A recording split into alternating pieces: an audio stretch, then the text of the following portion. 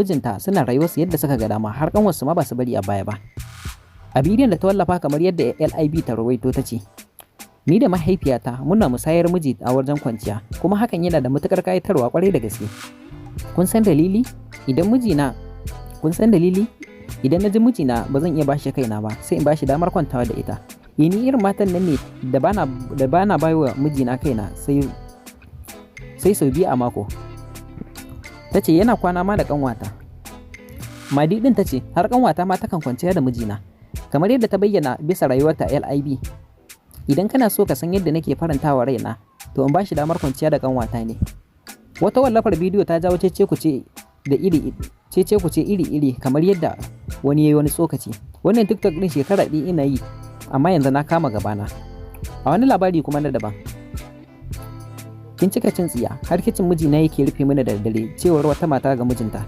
Duka ne muke zuwa muku da ƙarshen wannan shiri na mu na wannan lokacin. Ku danna subscribe kana ku danna ƙarar sanarwa domin kasancewa da mu a shiri na gaba. Sai an jima. Assalamu alaikum, barkanmu da warhaka. Sannu da sake kasancewa da mu a wani sabon shirin. Da dumi-dumin sa 'yan bindiga sun kashe mutum 19 ciki har da ƙananan yara sun kuma kone gidaje da shaguna. Akalla mutum 19 ne suka rasa rayuwarsu bayan da 'yan bindiga suka afka ƙauyen Kuryar Madara da ke jihar Zamfara. Lamarin ya arku ne a ranar Talata, cikin waɗanda suka hallaka har da ƙananan yara sannan kuma sun banka wa gidaje wuta. Hakan ya auku ne a washegarin ranar da kwamishinan 'yan sandan jihar Ayuba Ilkana ya kai wa 'yan sandan da ke kan hanyar shinkafa zuwa ƙauren Namo da ziyara. 'Yan bindigan sun hallaka mutane 19 ciki har da ƙananan yara sannan kuma sun kone gidaje da shagunan mazauna ƙauyen Madara da ke jihar Zamfara a daren ranar Talata. Premium Time ta kuma rawaito yadda suka kai farmakin washegarin ranar da kwamishinan 'yan sandan jihar Ayuba Ilkana ya kai wa 'yan sanda da suke aiki a wuraren hanyar shinkafe zuwa ƙauren Namo da ziyara. Ƙauyen Kuryar Madara a ƙarƙashin ƙaramar hukumar ƙauren Namo da yake, amma bai da iyaka da zurmi a shinkafe wurin ta'addancin da ya fi yawaita a faɗin jihar. Premium Time ta kuma rawaito yadda wata majiya ta sanarwa da BBC Hausa cewa 'yan bindigan sun kwashe sa'o'i da dama a ƙauyukan suna ta'addanci. Sai da suka saci abubuwa da dama sannan suka sace dabbobi da ke kiwo a gidaje. Wata majiya ta daban, Mustapha Mai Leda, ya tabbatarwa da Premium Time farmakin. Kamar yadda ya ce, "Mun binne mutane 19 da 'yan bindiga suka hallaka. Akwai mutane da dama waɗanda suka raunata waɗanda suna nan a kwance a asibiti. Cikin waɗanda aka hallaka din har da ƙananan yara da mata waɗanda suka kasa tserewa yayin farmakin." Wata majiya ta daban ta ce, "'Yan bindiga sun banka wa gidaje 13 da ababen hawa 16 wuta ciki har da na 'yan sanda." Kakakin rundunar 'yan sandan jihar Muhammad Shehu ya tabbatar da kai farmakin amma bai faɗi bayani akai ba.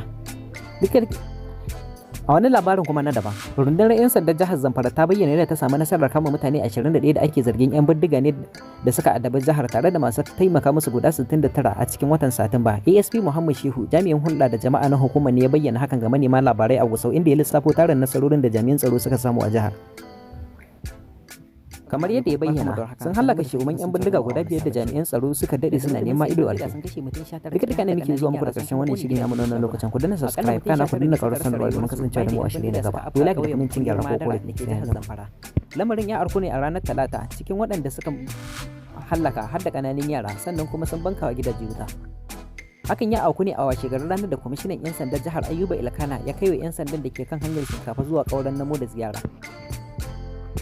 'Yan bindigan sun hallaka mutane 19 ciki har da ƙananan yara sannan kuma sun kone gidaje da shagunan mazauna ƙauyen Madara da ke jihar Zamfara a daren ranar Talata.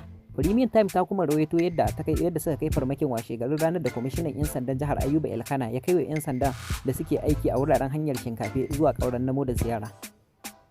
Ƙauyen Kuryar Madara a ƙarƙashin ƙaramar hukumar ƙauren Namo da yake, amma bai da iyaka da zurmi a shinkafe wurin ta'addancin da ya fi yawaita a faɗin jihar.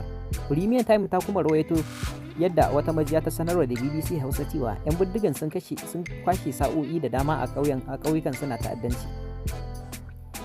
Sai da suka saci abubuwa da dama sannan suka sace dabbobi da ke kiwo a gidaje. Wata majiya ta daban, Mustapha Mai Leda, ya tabbatarwa da Premium Time farmakin. Kamar yadda ya ce, "Mun binne mutane 19 da 'yan bindiga suka hallaka. Akwai mutane da dama waɗanda suka raunata waɗanda suna nan a kwance a asibiti. Cikin waɗanda aka hallaka din har da ƙananan yara da mata waɗanda suka kasa tserewa yayin farmakin." Wata majiya ta daban ta ce, 'yan bindiga sun banka wa gidaje 13 da ababen hawa 16 wuta ciki har da na 'yan sanda. Kakakin rundunar 'yan sandan jihar Muhammad Shehu ya tabbatar da kai farmakin amma bai faɗi bayani a kai ba. A wani labarin kuma na daban, rundunar 'yan sandan jihar Zamfara ta bayyana yadda ta samu nasarar kama mutane 21 da ake zargin 'yan bindiga ne da suka addabi jihar tare da masu taimaka musu guda 69 a cikin watan Satumba. ASP Muhammad Shehu, jami'in hulɗa da jama'a na hukumar ne ya bayyana hakan ga manema labarai a Gusau inda ya lissafo tarin nasarorin da jami'an tsaro suka samu a jihar. Kamar yadda ya bayyana, sun hallaka shehuman 'yan bindiga guda 5 da jami'an tsaro suka daɗe suna nema ido a rufe. Duka ne muke zuwa muku da ƙarshen wannan shiri namu na wannan lokacin. Ku danna subscribe kana ku danna ƙarar sanarwa domin kasancewa da mu a shiri na gaba. Ku like da commenting gyara ko ƙorafi sai yanzu.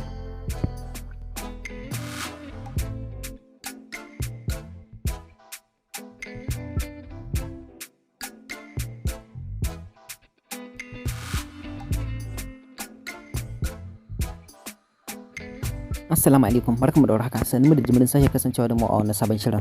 Cakwakiya. Dan faranta wa mijina rai, nakan ba shi damar kwanciya da mahaifiyata da kanwata cewar wata matar aure. Wata mata ta bayyana hanyar da take bi don faranta wa mijinta rai, kamar yadda Madi Bros ta bayyana yadda take ba wa mijinta damar kwanciya da mahaifiyarta. A cewar ta takan ba shi damar shakatawa da yar uwarta idan har ya buƙaci haka. Wata mata ta bayyana yadda take ba wa mijinta damar kwanciya da mahaifiyarta da yar uwarta. Madi Bros yar Amurka ce, ta bayyana wa mabiyanta na shafin TikTok wanda sun kai kimanin mutum 9,100 wanda sun kai kimanin mutum 92,700 dangane da rayuwar aurenta. Matar, mahaifiyarta da mijinta suna rayuwarsu yadda suka ga dama, har kanwarsu ma ba su bari a baya ba. A bidiyon da ta wallafa kamar yadda LIB ta rawaito ta ce, "Ni da mahaifiyata muna musayar miji a wajen kwanciya, kuma hakan yana da matukar kayatarwa kwarai da gaske. Kun san dalili? Idan na ji mijina ba zan iya bashi kaina ba, sai in bashi damar kwantawa da ita. Ni irin matan nan ne da bana baiwa mijina kaina sai sau biyu a mako." Ta ce yana kwana ma da kanwata. Madi din ta ce har kanwata ma takan kwanciya da mijina. Kamar yadda ta bayyana bisa rayuwarta LIB. "Idan kana so ka san yadda nake farantawa raina, to in bashi damar kwanciya da kanwata ne." Wata wallafar bidiyo ta jawo cece kuce iri-iri kamar yadda wani yayi wani tsokaci. Wannan TikTok din shekara ɗaya ina yi, amma yanzu na kama gabana. A wani labari kuma na daban, kin cika cin tsiya har kicin mijina yake rufe mana da dare, cewar wata mata ga mijinta. Duka ne muke zuwa muku da ƙarshen wannan shiri na mu na wannan lokacin. Ku danna subscribe kana ku danna ƙarar sanarwa domin kasancewa da mu a shiri na gaba. Sai an jima. Assalamu alaikum, barkamu da warhaka. Sannu da sake kasancewa da mu a wani sabon shirin. Da dumi-dumin sa 'yan bindiga sun kashe mutum 19 ciki har da ƙananan yara sun kuma ƙone gidaje da shaguna. Akalla mutum 19 ne suka rasa rayuwarsu bayan da 'yan bindiga suka afka ƙauyen Kuryar Madara da ke jihar Zamfara. Lamarin ya auku ne a ranar Talata, cikin waɗanda suka hallaka har da ƙananan yara, sannan kuma sun bankawa gidaje wuta. Hakan ya auku ne a washegarin ranar da kwamishinan 'yan sandan jihar Ayuba Ilkana ya kai wa 'yan sandan da ke kan hanyar Shinkafa zuwa ƙauren Namo da ziyara. 'Yan bindigan sun hallaka mutane 19 ciki har da ƙananan yara, sannan kuma sun ƙone gidaje da shagunan mazauna ƙauyen Madara da ke jihar Zamfara a daren ranar Talata. Premium Time ta kuma rawaito yadda suka kai farmakin washegarin ranar da kwamishinan 'yan sandan jihar Ayuba Ilkana ya kai wa 'yan sanda da suke aiki a wuraren hanyar Shinkafe zuwa ƙauren Namo da ziyara. Ƙauyen Kuryar Madara a ƙarƙashin ƙaramar hukumar ƙauren Namo da yake, amma bai da iyaka da zurmi a Shinkafe, wurin ta'addancin da ya fi yawaita a faɗin jihar. Premium Time ta kuma rawaito yadda wata majiya ta sanarwa da BBC Hausa cewa 'yan bindigan sun kwashe sa'o'i da dama a ƙauyukan suna ta'addanci. Sai da suka saci abubuwa da dama, sannan suka sace dabbobi da ke kiwo a gidaje. Wata majiya ta daban, Mustapha Mai Leda, ya tabbatarwa da Premium Time farmakin. Kamar yadda ya ce, "Mun binne mutane 19 da 'yan bindiga suka hallaka. Akwai mutane da dama waɗanda suka raunata waɗanda suna nan a kwance asibiti. Cikin waɗanda aka hallaka din har da ƙananan yara da mata waɗanda suka kasa tsirewa yayin farmakin." Wata majiya ta daban ta ce, "'Yan bindiga sun bankawa gidaje 13 da ababen hawa 16 wuta ciki har da na 'yan sanda." Kakakin rundunar 'yan sandan jihar Muhammad Shehu ya tabbatar da kai farmakin amma bai faɗi bayani a kai ba. A wani labarin kuma na daban, rundunar 'yan sandan jihar Zamfara ta bayyana yadda ta samu nasarar kama mutane 21 da ake zargin 'yan bindiga ne da suka addabi jihar tare da masu taimaka musu guda 69 a cikin watan Satumba. ASP Muhammad Shehu, jami'in hulɗa da jama'a na hukumar, ne ya bayyana hakan ga manema labarai a Gusau inda ya lissafo tarin nasarorin da jami'an tsaro suka samu a jihar. Kamar yadda ya bayyana, sun hallaka shugaban 'yan bindiga guda 5 da jami'an tsaro suka daɗe suna nema ido a rufe. Duka ne muke zuwa muku da ƙarshen wannan shiri na wannan lokacin. Ku danna subscribe kana ku danna ƙarar sanarwa domin kasancewa da mu a shiri na gaba. Ku like da kuma gyara ko korafi sai yanzu. Assalamu alaikum, barkamu da warhaka. Sannu da sake kasancewa da mu a wani sabon shiri. Da dumi-dumin sa 'yan bindiga sun kashe mutum 19 ciki har da ƙananan yara sun kuma kone gidaje da shaguna. Akalla mutum 19 ne suka rasa rayuwarsu bayan da 'yan bindiga suka afka ƙauyen Kuryar Madara da ke jihar Zamfara. Lamarin ya arku ne a ranar Talata, cikin waɗanda suka hallaka har da ƙananan yara sannan kuma sun bankawa gidaje wuta. Hakan ya auku ne a washegarin ranar da kwamishinan 'yan sandan jihar Ayuba Ilkana ya kai wa 'yan sandan da ke kan hanyar shinkafa zuwa Kauran Namo da ziyara. 'Yan bindigan sun hallaka mutane 19 ciki har da ƙananan yara sannan kuma sun kone gidaje da shagunan mazauna ƙauyen Madara da ke jihar Zamfara a daren ranar Talata. Premium Time ta kuma rawaito yadda suka kai farmakin washegarin ranar da kwamishinan 'yan sandan jihar Ayuba Ilkana ya kai wa 'yan sanda da suke aiki a wuraren hanyar shinkafe zuwa Kauran Namo da ziyara. Ƙauyen Kuryar Madara a ƙarƙashin ƙaramar hukumar Kauran Namo da yake, amma bai da iyaka da zurmi a shinkafe wurin ta'addancin da ya kewaita a faɗin jihar. Premium Time ta kuma rawaito yadda wata majiya ta sanarwa da BBC Hausa cewa 'yan bindigan sun kwashe sa'o'i da dama a ƙauyukan suna ta'addanci. Sai da suka saci abubuwa da dama sannan suka sace dabbobi da ke kiwo a gidaje. Wata majiya ta daban, Mustapha Mai Leda, ya tabbatarwa da Premium Time farmakin. Kamar yadda ya ce, mun binne mutane 19 da 'yan bindiga suka hallaka. Akwai mutane da dama waɗanda suka raunata waɗanda suna nan a kwance asibiti.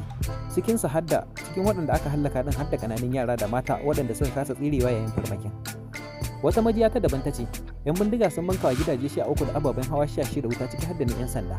Kakakin rundunar 'yan sandan jihar Muhammad Shehu ya tabbatar da kai farmakin amma bai faɗi bayani akai ba. A wani labarin kuma na daban, rundunar 'yan sandan jihar Zamfara ta bayyana yadda ta samu nasarar kama mutane 21 da ake zargin 'yan bindiga ne da suka addabi jihar tare da masu taimaka musu guda 69 a cikin watan Satumba. ASP Muhammad Shehu, jami'in hulɗa da jama'a na hukumar, ne ya bayyana hakan ga manema labarai a Gusau, inda ya lissafo tarin nasarorin da jami'an tsaro suka samu a jihar. Kamar yadda ya bayyana, sun hallaka shugaban 'yan bindiga guda 5 da jami'an tsaro suka daɗe suna nema ido a rufe. Duka ne muke zuwa muku da ƙarshen wannan shiri na mu wannan lokacin. Ku danna subscribe kana ku danna ƙarar sanarwa domin kasancewa da mu a shiri na gaba. Ku like da kuma gyara ko korafi. Assalamu alaikum, barkamu da warhaka. Sannu da jimirin sake kasancewa da mu a wani sabon shirin. Cakwakiya. Dan faranta wa miji na rai, nakan bashi damar kwanciya da mahaifiyata da kanwata cewar wata mata aure. Wata mata ta bayyana hanyar da take bi don faranta wa mijinta rai. Kamar yadda Madi Bros ta bayyana yadda take ba wa mijinta damar kwanciya da mahaifiyarta. A cewar ta takan bashi damar shakatawa da 'yar uwarta idan har ya buƙaci haka. Wata mata ta bayyana yadda take ba wa mijinta damar kwanciya da mahaifiyarta da 'yar uwarta. Madi Bros 'yar Amurka ce, ta bayyana wa mabiyanta na shafin TikTok wanda sun kai kimanin mutum 9,100 wanda sun kai kimanin mutum 92,700 dangane da rayuwar aurenta. Matar, mahaifiyarta da mijinta suna rayuwarsu yadda suka ga dama, har kanwarsu ma ba su bari a baya ba.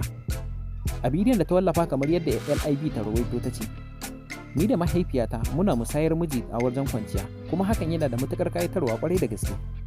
Kun san dalili? Idan na ji mijina ba zan iya bashi kaina ba, sai in bashi damar kwantawa da ita. Ni irin matan nan ne da bana baiwa mijina kaina sai sau 2 a mako. Ta ce yana kwana ma da kanwata. Madi din ta ce har kanwata ma takan kwanciya da mijina. Kamar yadda ta bayyana bisa rayuwarta LIB, idan kana so ka san yadda nake farantawa raina, to in bashi damar kwanciya da kanwata ne. Wata wallafar bidiyo ta jawo cece-kuce iri-iri kamar yadda wani yayi wani tsokaci. Wannan TikTok din shekara ɗin ina yi, amma yanzu na kama gabana. A wani labari kuma na daban, kin cika cin tsiya har kicin mijina yake rufe mana da dare, cewar wata mata ga mijinta. Duka ne muke zuwa muku da ƙarshen wannan shiri na mu wannan lokacin. Ku danna subscribe kana ku danna ƙarar sanarwa domin kasancewa da mu a shiri na gaba. Sai mun jima.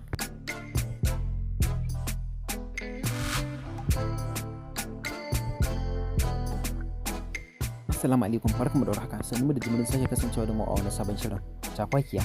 Dan faranta wa miji na rai, nakan bashi damar kwanciya da mahaifiyata da kanwata cewar wata mata aure. Wata mata ta bayyana hanyar da take bi don faranta wa mijinta rai. Kamar yadda Madi Bros ta bayyana yadda take ba wa mijinta damar kwanciya da mahaifiyarta. A cewar ta takan bashi damar shakatawa da 'yar uwarta idan har ya buƙaci haka. Wata mata ta bayyana yadda take ba wa mijinta damar kwanciya da mahaifiyarta da 'yar uwarta.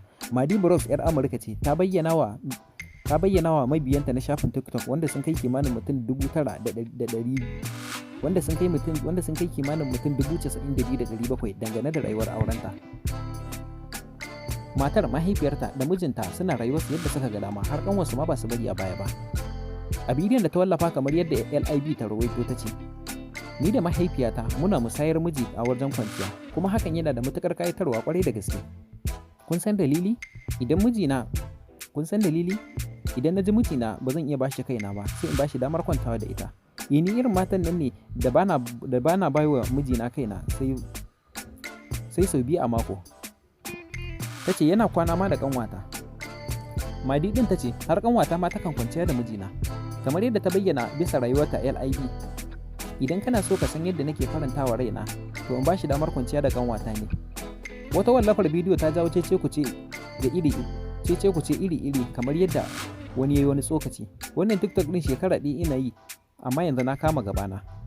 A wani labari kuma na daban, "Kin cika cin tsiya, har kicin mijina yake rufe mini da daddare," cewar wata mata ga mijinta. Dukkan ne muke zuwa muku da ƙarshen wannan shiri na wannan lokacin. Ku danna subscribe kana ku danna ƙarar sanarwa domin kasancewa da mu a shirin na gaba. Assalamu alaikum, barkamu da warhaka, sannu da sake kasancewa da mu a wani sabon shirin. Da dumi-dumin sa 'yan bindiga sun kashe mutum 19 ciki har da ƙananan yara, sun kuma ƙone gidaje da shaguna. Akalla mutum 19 ne suka rasa rayuwarsu bayan da 'yan bindiga suka afka ƙauyen Kuryar Madara da ke jihar Zamfara. Lamarin ya arku ne a ranar Talata, cikin waɗanda suka hallaka har da ƙananan yara, sannan kuma sun bankawa gidaje wuta. Hakan ya auku ne a washegarin ranar da kwamishinan 'yan sandan jihar Ayuba Ilkana ya kai wa 'yan sandan da ke kan hanyar Shinkafa zuwa ƙauren Namo da ziyara. 'Yan bindiga sun hallaka mutane 19 ciki har da ƙananan yara, sannan kuma sun ƙone gidaje da shagunan mazauna ƙauyen Madara da ke jihar Zamfara a daren ranar Talata. Premium Time ta kuma rawaito yadda suka kai farmakin washegarin ranar da kwamishinan 'yan sandan jihar Ayuba Ilkana ya kai wa 'yan sanda da suke aiki a wuraren hanyar Shinkafe zuwa ƙauren Namo da ziyara. Ƙauyen Kuryar Madara a ƙarƙashin ƙaramar hukumar ƙauren Namo da yake, amma bai da iyaka da zurmi a Shinkafe, wurin ta'addancin da ya fi yawaita a faɗin jihar. Premium Time ta kuma rawaito yadda wata majiya ta sanarwa da BBC Hausa cewa 'yan bindigan sun kwashe sa'o'i da dama a ƙauyukan suna ta'addanci. Sai dai suka saci abubuwa da dama, sannan suka sace dabbobi da ke kiwo a gidaje.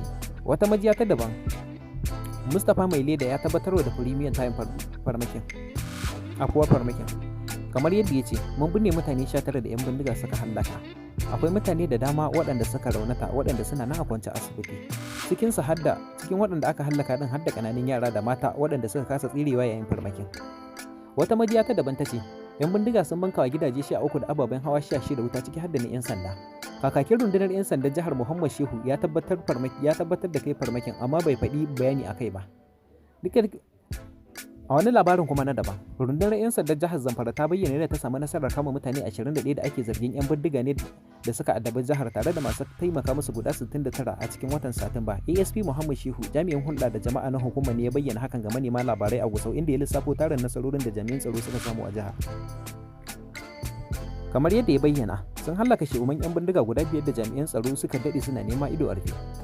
Duka ne muke zuwa muku da ƙarshen wannan shiri namu na wannan lokacin. Ku danna subscribe kana ku danna ƙaurar sanarwa domin kasancewa da mu a shiri na gaba. Ku yi like da kuma cin gyara ko korafi. Assalamu alaikum, barkamu da warhaka, sannu da jimirin sake kasancewa da mu a wani sabon shirin. Shakwakiya.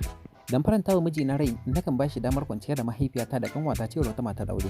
Wata mata ta bayyana hanyar da take bi don faranta wa mijinta rai, kamar yadda Madi Bros ta bayyana yadda take ba wa mijinta damar kwanciya da mahaifiyarta. A cewarta takan bashi damar shakatawa da 'yar uwarta idan har ya buƙaci haka. Wata mata ta bayyana yadda take ba wa mijinta damar kwanciya da mahaifiyarta da 'yar uwarta.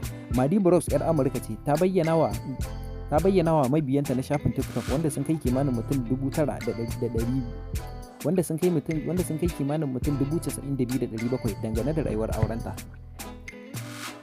Matar, mahaifiyarta da mijinta suna rayuwarsu yadda suka ga dama, har kanwarsu ma ba su bari a baya ba. A bidiyon da ta wallafa kamar yadda LIB ta rawaito ta ce, "Ni da mahaifiyata muna musayar miji a wajen kwanciya, kuma hakan yana da matukar kayatarwa kwarai da gaske. Kun san dalili? Idan na ji mijina ba zan iya bashi kaina ba, sai in bashi damar kwantawa da ita. Ni irin matan nan ne da bana baiwa mijina kaina sai sau biyu a mako." Ta ce yana kwana ma da kanwata. Madi din ta ce har kanwata ma takan kwanciya da mijina. Kamar yadda ta bayyana bisa rayuwarta LIB, Idan kana so ka san yadda nake farantawa raina, to in ba shi damar kwanciya da ƙanwata ne. Wata wallafar bidiyo ta jawo cece-kuce iri-iri kamar yadda wani ya yi wani tsokaci. Wannan TikTok ɗin shekara ɗaya ina yi, amma yanzu na kama gabana. A wani labari kuma na daban, kin cika cin tsiya har kicin mijina yake rufe mini da daddare, cewar wata mata ga mijinta. Duka ne muke zuwa muku da ƙarshen wannan shiri na wannan lokacin. Ku danna subscribe kana ku danna ƙarar sanarwa domin kasancewa da mu a shiri na gaba. Sai an jima. Assalamu alaikum, barkanmu da warhaka, sannu da sake kasancewa da mu a wani sabon shirin. Da dumi-dumin su 'yan bindiga sun kashe mutum 19 ciki har da ƙananan yara, sun kuma kone gidaje da shaguna. Akalla mutum 19 ne suka rasa rayuwarsu bayan da 'yan bindiga suka afka ƙauyen Kuryar Madara da ke jihar Zamfara. Lamarin ya arku ne a ranar Talata, cikin waɗanda suka hallaka har da ƙananan yara, sannan kuma sun banka wa gidaje wuta. Hakan ya auku ne a washegarin ranar da kwamishinan 'yan sandan jihar Ayuba Ilkana ya kai wa 'yan sandan da ke kan hanyar Shinkafa zuwa ƙauren Namo da ziyara. 'Yan bindiga sun hallaka mutane 19 ciki har da ƙananan yara, sannan kuma sun kone gidaje da shagunan mazauna ƙauyen Madara da ke jihar Zamfara a daren ranar Talata. Premium Time ta kuma rawaito yadda suka kai farmakin washegarin ranar da kwamishinan 'yan sandan jihar Ayuba Ilkana ya kai wa 'yan sanda da suke aiki a wuraren hanyar Shinkafe zuwa ƙauren Namo da ziyara. Ƙauyen Kuryar Madara a ƙarƙashin ƙaramar hukumar ƙauren Namo da yake, amma bai da iyaka da zurmi a Shinkafe, wurin ta'addancin da ya fi yawaita a faɗin jihar. Premium Time ta kuma rawaito yadda wata majiya ta sanarwa da BBC Hausa cewa 'yan bindigan sun kwashe sa'o'i da dama a ƙauyukan suna ta'addanci. Sai da suka saci abubuwa da dama, sannan suka sace dabbobi da ke kiwo a gidaje. Wata majiya ta daban, Mustapha Mai Leda, ya tabbatarwa da Premium Time afuwar farmakin. Kamar yadda ya ce, mun binne mutane 19 da 'yan bindiga suka hallaka. Akwai mutane da dama waɗanda suka raunata, waɗanda suna nan a kwance asibiti. Cikin waɗanda aka hallaka din har da ƙananan yara da mata waɗanda suka kasa tserewa yayin farmakin. Wata majiya ta daban ta ce, 'yan bindiga sun bankawa gidaje 13 da ababen hawa 16 wuta, ciki har da na 'yan sanda. Kakakin rundunar 'yan sandan jihar Muhammad Shehu ya tabbatar da kai farmakin, amma bai faɗi bayani akai ba. A wani labarin kuma na daban, rundunar 'yan sandan jihar Zamfara ta bayyana yadda ta samu nasarar kama mutane 21 da ake zargin 'yan bindiga ne da suka addabi jihar, tare da masu taimaka musu guda 69 a cikin watan Satumba. ASP Muhammad Shehu, jami'in hulɗa da jama'a na hukumar, ne ya bayyana hakan ga manema labarai a Gusau, inda ya lissafo tarin nasarorin da jami'an tsaro suka samu a jihar. Kamar yadda ya bayyana, sun hallaka shehuman 'yan bindiga guda 5 da jami'an tsaro suka daɗe suna nema ido a rufe. Duka ne muke zuwa muku da ƙarshen wannan shiri namu na wannan lokacin. Ku danna subscribe kana ku danna ƙarar sanarwa domin kasancewa da mu a shiri na gaba. Ku yi like da kuma cin gyara ko korafi, sai an gama. Assalamu alaikum, barkamu da warhaka, sannu da jimirin sake kasancewa da mu a wani sabon shirin Cakwakiya. Dan faranta wa mijina rai, nakan ba shi damar kwanciya da mahaifiyata da kanwata, cewar wata matar aure. Wata mata ta bayyana hanyar da take bi don faranta wa mijinta rai, kamar yadda Madi Bros ta bayyana yadda take ba wa mijinta damar kwanciya da mahaifiyarta. A cewarta, takan ba shi damar shakatawa da 'yar uwarta idan har ya buƙaci haka. Wata mata ta bayyana yadda take ba wa mijinta damar kwanciya da mahaifiyarta da 'yar uwarta. Madi Bros 'yar Amurka ce, ta bayyana wa mabiyanta na shafin TikTok, wanda sun kai kimanin mutum 9,100 wanda sun kai kimanin mutum 92,700 dangane da rayuwar aurenta. Matar, mahaifiyarta da mijinta suna rayuwarsu yadda suka ga dama, har ƙanwarsu ma ba su bari a baya ba.